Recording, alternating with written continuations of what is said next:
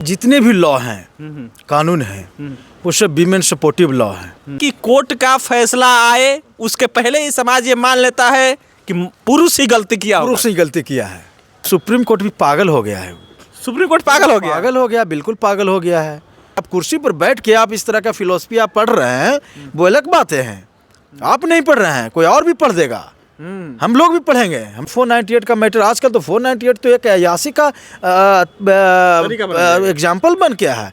आप समझिए ना कि 2 दिन 4 दिन 10 दिन शादी होती है और अनवांटेड डिमांड, हम लोग हैं भाई कोर्ट में, अनवांटेड डिमांड होता है पत्नियों का, है कि आप हमको 2 लाख का मंथली दीजिए, 10 लाख का मंथली दीजिए। अब लड़का कहाँ से देगा 2 लाख का 10 लाख का मंथली? अपना किडनी बेच देगा क्या? नहीं, अपना किडनी बेचेगा क्या? ना कि कहाँ पुरुषों के लिए कानून है? पुरुषों के साथ बलात्कार नहीं होता है क्या? ये आत्महत्या के लिए जिम्मेदार हाँ। कितना सजा हो सकता है? कम से कम मिनिमम सजा होगा तो 10 साल का सजा होगा उसको। 10 साल की सजा। हाँ, नहीं तो फिर आजीवन कारावास रहेगी। मतलब ये कि आजीवन कारावास तक पत्नी की सजा हो सकती है। हाँ, मिनिमम सजा होगा तो 10 ईयर। लगभग 35 साल का इंजीनियर अतुल सुभाष और उसकी पत्नी निकिता सिंघानिया का मामला अब तक आपके मोबाइल में पहुंच चुका होगा, क्योंकि ये मामला पूरे हर जगह वायरल है। अब सवाल ये है कि फेमिनिज्म के शिकारी समाज क्या ये मानने के लिए तैयार है कि सच में अतुल सुभाष को मजबूर किया गया सुसाइड करने के लिए? सुसाइड तो हो गया और उसके बाद से अब पुलिस इस पर जांच कर रही है, लेकिन सबसे बड़ी बात यह है कि क्या अतुल सुभाष को न्याय मिलेगा? क्योंकि जब सुसाइड वीडियो में अतुल सुभाष ने जिस प्रकार से कहानी बताई और जो आखिरी इच्छा बताई, वो भी एक इम्पोर्टेंट कह लीजिए कि पॉइंट है। लेकिन पटना हाई कोर्ट के अधिवक्ता हमारे साथ मौजूद है, बबलू जी, ये बताएंगे कि आखिर अतुल सुभाष की पत्नी और अतुल सुभाष के जो सास ससुर थे, जो उनकी पत्नी के फैमिली वाले थे, उस पर कैसे मामला बनेगा, और अतुल सुभाष की पत्नी जब मजबूर की तो आखिर उसको क्या, यानी कि कितना सज़ा हो सकता है? पहले तो आपका बहुत बहुत स्वागत है सर भारतवर्ष। आपका भी बहुत बहुत शुक्रिया। पहला सवाल यही कि क्या अतुल सुभाष को वो मतलब कि उकसा सकती है उसकी पत्नी आत्महत्या करने के लिए, जो वो आरोप लगा रहा है कि उसको उकसाया गया? आप देखिए, फर्स्ट ऑफ ऑल समझिए, कानूनी पहलू को पहले हम लोग छोड़ देते हैं। तो कि मुझे लगता है कि पुरुष अब ह्यूमन रहा ही नहीं, है ना? पुरुष अब जो है कि ह्यूमन रहा ही नहीं। समाज की नज़र में, न्यायालय की नज़र में, गवर्नमेंट की नज़र में। और देखिए कि जितने भी लॉ हैं, कानून हैं, वो सब वीमेन सपोर्टिव लॉ हैं। अब एक पटना हाईकोर्ट का अधिवक्ता होकर बोल रहे हैं कि जितने भी लॉ है वो वुमेन सपोर्टिव लॉ है। जो लॉ है, जो है, मैं उसी की बात कर रहा हूँ ना। बताइए ना कि पुरुषों के लिए कौन सा कानून है? क्या पुरुषों के साथ बलात्कार नहीं होता है, रेप नहीं होता है? बिल्कुल होता है। है, अमेरिका में कानून है, इंग्लैंड में कानून है, फ्रांस में कानून है। बिल्कुल होता है। हैं? बिल्कुल होता है। तो फिर क्यों भारत में नहीं है? क्या पुरुषों के साथ टॉर्चर नहीं होता है क्या? हैं? यही तो सबसे बड़ा सवाल है जो अतुल सुभाष ने क्वेश्चन खड़ा करके आत्महत्या किया है। बिल्कुल अननेचुरल जो ऑफेंस है, अननेचुरल सेक्स की यहाँ पे इस मैटर पे बात है। तो पुरुषों को जबरदस्ती फोर्स किया नहीं जाता है कि आप नेचुरल सेक्स हमारे साथ करो। उसके लिए कोई सेक्शन है? नहीं है। तो आप समझ लीजिए कि पुरुष जो है कि वो उसके पास न फीलिंग्स है, न पेन है, कुछ भी नहीं है। मतलब ये कि पुरुष को ये समाज मानने के लिए तैयार नहीं है कि वो ह्यूमन बीइंग है। बिल्कुल।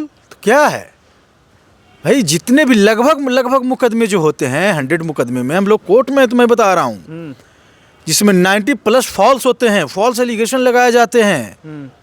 498 के मैटर में, या शादी का झांसा देकर सेक्सुअल हैरेसमेंट के मैटर में, या 377 के बताइए ना, या 377। आप बताइए ना कि जो लड़की मेजर है और लड़का मेजर है, दोनों का अब ये राइट है कि रहना लिविंग रिलेशनशिप में। जब लॉन्ग रिलेशनशिप में आप रहते हैं, उसके बाद दोनों के बीच वैचारिक मतभेद होता है, उसके बाद ये केस करती है कि हमारे साथ सेक्सुअल टॉर्चर हुआ, हमारे साथ रेप हुआ, हमको कैप्टिविटी में रखा, ये वो दिस दैट। और समाज इसको प्रिज्यूम करता है, मानता है, समाज इसको एक्सेप्ट कर लेता है। समाज जो है ना कि कोर्ट का फैसला का वो इंतज़ार नहीं करता है, वो दोष मढ़ देता है। और ये आप देखिए कि एक फिल्म देखे होंगे आप लोग ने, राजपाल यादव का एक फिल्म है जिसमें राजपाल यादव की जो बेटी है उस पर एलिगेशन लगाता है कि हमारे बाप हमारे साथ बलात्कार किया है।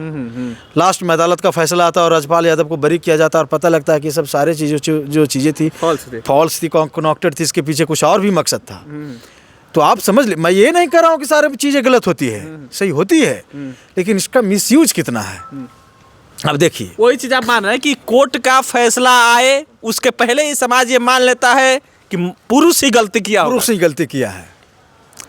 मैं उस लड़की से पूछना चाहता हूँ कि आप किसी की बहन हैं, आप भी किसी बाप की बच्ची हैं आप, कल आपके भी बच्चे होंगे, कल आपकी भी बहू होगी, लेकिन सवाल है तब कि क्या होगा? लेकिन सवाल है कि सुसाइड करना ही ऑप्शन नहीं है ना आपके पास। जैसे सुप्रीम कोर्ट कल बोला कि किसी को उकसाना, और कोई अगर ये आरोप लगा रहा है कि सुसाइड के लिए उसने उकसाया, इससे नहीं माना जाएगा कि आत्महत्या के लिए वो जिम्मेदार है, उसके लिए प्रॉपर एक सबूत होना चाहिए। कल ही सुप्रीम कोर्ट का इस पे स्टेटमेंट आया। सुप्रीम कोर्ट भी पागल हो गया है। सुप्रीम कोर्ट पागल हो गया, बिल्कुल पागल हो गया है। जब आदमी को मजबूर किया जाता है, जब कोई रास्ता नहीं होता है तो वो पॉइंट बनाएगा। वो किधर से पॉइंट बनाएगा कि हाँ हम इस अकॉर्डिंग टू लॉ हम सुसाइड करेंगे, तब जो अगला आदमी है कि उसको पनिशमेंट मिलेगा।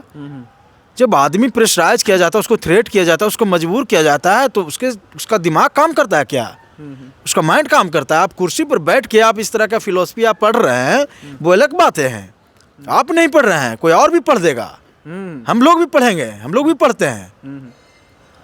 बताइए ना, अतुल सुभाष के साथ क्या हुआ है? और फिर आप बोल रहे हैं कि इसका ये पॉइंट होना चाहिए। भाई 6 मुकदमा उस पर लादा गया है, 120 या पिरिंग्स हुआ है। जुडिशरी सिस्टम तो करप्ट है ही। वो जज पर भी आरोप लगाया कि जज 5 लाख तक वो मांगते थे और हमने नहीं दिया तो हमारे 10 लाख डिमांड। और जब इस बात को रखा गया था कि हमारे पास सुसाइड के अलावा कोई रास्ता नहीं बचेगा लॉर्डशिप, मिलॉर्ड जज साहिबा, तो वहाँ पे जो जज थी वो हंस रही थी। बताइए ना भाई, आपकी जो कुर्सी है वो गंभीर, उसको सीरियस जो है कि ना, एक बहुत बड़ी जिम्मेदारी है उसके ऊपर। तो मुझे लगता है कि पुरुष जो है कि उसके लिए कानून बनना चाहिए, उसके प्रोटेक्शन के लिए कानून बनना चाहिए। और 498 का और जो लड़कियों से जो भी मैटर होता है उसके लिए कमीशन इस्टेब्लिश करने की ज़रूरत है, ताकि जब FIR हो तो तुरंत अरेस्टिंग का प्रोविज़न ना हो और कमीशन के पास ये मैटर जाए, और कमीशन में जो जज इन्वेस्टिगेशन करके हो, कमीशन जो है कि जांच अच्छी तरह के तरीके से करे कि इसका मामला क्या है। और आप दूसरा बात समझिए कि जब 498 का मैटर, आजकल तो 498 तो एक अयासी का एग्जाम्पल बन गया है। आप समझिए ना कि 2 दिन 4 दिन 10 दिन शादी होती है और अनवांटेड डिमांड, हम लोग हैं भाई कोर्ट में, अनवांटेड डिमांड होता है पत्नियों का, है कि आप हमको 2 लाख का मंथली दीजिए, 10 लाख का मंथली दीजिए। अब लड़का कहाँ से देगा 2 लाख का 10 लाख का मंथली? अपना किडनी बेच देगा क्या? नहीं, अपना किडनी बेचेगा क्या? हैं? तो ये तो आजकल तो बहुत अजीब सा चल रहा है। अब आपका स्टैंडर्ड क्या है, नहीं है स्टैंडर्ड, इसीलिए तो मैंने कहा कि इसके कमीशन एस्टेब्लिश होना चाहिए और ये तय करे, कमीशन ये जांच करे कि हाँ इसकी लिविंग जो स्टैंडर्ड है क्या है, उसके अनुसार इसकी मेंटेनेंस कितना इसका हो जाएगा। लेकिन पटना हाई कोर्ट का अधिवक्ता ये कह रहे हैं कि सुप्रीम कोर्ट पागल हो गया है। पागल तो है ही, पागल तो है ही भाई। जुडिशरी में इतना करप्शन है, जुडिशरी इतना करप्ट है कि खुलेआम कोर्ट के नीचे पैसा लिया जाता है। आज तक देखे हैं वहाँ कोई CBI पहुँची है, कोई विजिलेंस का टीम, कोई जांच जो टीम है, ED सब कोई पहुंची है वहाँ पे? आप एक तरफ कोर्ट के नीचे लिया जाता। आप चलिए ना सिविल कोर्ट में, आपको दिखा देते हैं 20 रुपया, 50 रुपया, 200 रुपया, 500 रुपया दीजिएगा तब छोटा डेट मिलेगा, नहीं तो 2 महीना 4 महीने का डेट दे देगा पेशकार लोग। तो आप जब निचली स्तर पर आप करप्शन को आप रोकने में नाकाम हैं, तो फिर ऊपर स्तर तक का जो करप्शन है वो कितना हाई लेवल का होगा, और उसके रोकने का कोई प्रयास नहीं है। लेकिन एक चीज़ का आप समझिए ना कि भारत में जुडिशरी का क्या रैंक है, ये आप देख सकते हैं, जाके आप ग्लोबल रिपोर्ट आप देख लीजिए। ठीक है ना? एक चीज़ का आप जिक्र कर रहे हैं कि भारत में जो लीगल सिस्टम है, जो कानून है, वो महिलाओं के पक्ष में है। पुरुष तो ह्यूमन बीइंग मानने के लिए तैयार नहीं। बताइए ना कि कहाँ पुरुषों के लिए कानून है? पुरुषों के साथ बलात्कार नहीं होता है क्या? और बहुत सारे देशों में, कंट्री में कानून है। साबित करे ना पुरुष खुद को, सुसाइड तो ऑप्शन नहीं है ना। तब कानून ही नहीं है तो हम क्या साबित करें? हो जाएगा उसके पहले साबित करने का पहले। अबिटमेंट ऑफ सुसाइड का मैटर तो उसकी पत्नी पर चलेगा ही। IPC 306 तो अतुल सुभाष की पत्नी अगर उकसाने में या प्रूफ के साथ पाई जाती है आत्महत्या के लिए जिम्मेदार, हाँ। कितना सजा हो सकता अब है? कम से कम मिनिमम सजा होगा तो 10 साल का सजा होगा उसको। 10 साल की सजा। हाँ, नहीं तो फिर आजीवन कारावास रहेगी। मतलब ये कि आजीवन कारावास तक पत्नी की सजा हो सकती है। हाँ, मिनिमम सजा होगा तो 10 ईयर होगा। सवाल ये बनता है कि अभी तक पुलिस क्या कर रही थी? 1.5 घंटे का वीडियो वायरल हुआ, 1.5 घंटे लाइव आया सुभाष, उस पर वीडियो पे पुलिस तो एक्शन ले सकती थी, उससे बचाया जा सकता था। लेकिन पुलिस तो है कि मंत्री के पीछे प्राइम मिनिस्टर के बॉडीगार्ड के रूप में ये तो चलवा चाटने का काम कर रही है ना। ये कॉमन मैन का प्रोटेक्शन, उसका सेफ्टी के लिए क्या कर रही है? अगर वहाँ पे कोई हाई फाई लोग होते, मुकेश अंबानी का बेटा अगर इस तरह का वीडियो बना के धमकी देता, तुरंत पुलिस उससे पहले पहुँच जाती, उसको कब्जा में ले लेती। मतलब पटना हाईकोर्ट का अधिवक्ता इस बार अतुल सुभाष को न्याय दिलाने के लिए सड़कों पर है। तो बताइए ना कि कॉमन मैन के लिए पुलिस कितना एक्टिव है? ये तो हैं? या अपने लोगों से पूछिए ना, ऑडियंस से पूछिए। थाना का चक्कर लगाते लगाते बेचारा परेशान हो जाता है, वहां पे नहीं न्याय मिलता, तब जाके कोर्ट में हम लोग मुकदमा करते हैं। क्यों? तो आप सीधा सा समझ लीजिए कि अबिटमेंट ऑफ सुसाइड, मतलब कि पूरा देखिए प्राइमा फेसी ये मैटर जो है, अबिटमेंट ऑफ उकसाने का मैटर है, तो आत्महत्या के लिए उकसाया गया है। इसमें पूरे जो लड़की के जो पक्ष हैं सब शामिल हैं और सब की अरेस्टिंग हो जाना चाहिए था, लेकिन अभी पुलिस अरेस्टिंग नहीं की है। तो पुलिस के कार्यशैली पर सवाल उठता है। एक चीज, समाज पुरुषों के खिलाफ है, कानून पुरुषों के खिलाफ है, कोर्ट पुलिसों के खिलाफ है, पुरुषों के, पुलिस पुरुषों के खिलाफ है, कैसे पुरुष जिएगा? यही तो कह रहे हैं कि पुरुष के तो लिए मुझे तो लगता है कि पुरुष के लिए एक अलग ही देश बना देना चाहिए, जहाँ सिर्फ पुरुष लोग ही रहे, महिलाएं अपना अलग हो जाएगी। भाई क्या फीलिंग्स है? कुछ नहीं है भाई। जब तक देखिए, जब तक इस तरह के आत्महत्या होते रहेंगे तब तक होते रहेंगे, जब तक कि पुरुषों के लिए प्रोटेक्शन के लिए कोई कानून न बन जाए। अतुल सुभाष के लिए पटना हाईकोर्ट का अधिवक्ता सड़कों पर न्याय दिलाएंगे? बिल्कुल, हमारी जो भी कोशिशें रहेंगी, मैं उनके साथ खड़ा हूँ, उनके परिवार के साथ खड़ा हूँ। चलिए, सवाल यही है कि फेमिनिज्म के शिकार इस समाज क्या ये मानने के लिए तैयार है कि पुरुषों के साथ भी बलात्कार हो सकता है, पुरुषों के साथ भी अन्याय हो सकता है? लेकिन जैसे बता रहे हैं कि जो कानून है वो भी पुरुषों के खिलाफ है, यानी महिलाओं के पक्ष में है। जो समाज है वो तो है ही है, और जो कानून है वो है। और पुरुष अब कैसे जिए, पुरुष को ह्यूमन बीइंग मानने के लिए समाज तैयार नहीं है, जिस तरह से अतुल सुभाष के साथ ये घटना हुई है। फिलहाल अपनी प्रतिक्रिया दीजिए। बहुत बहुत धन्यवाद।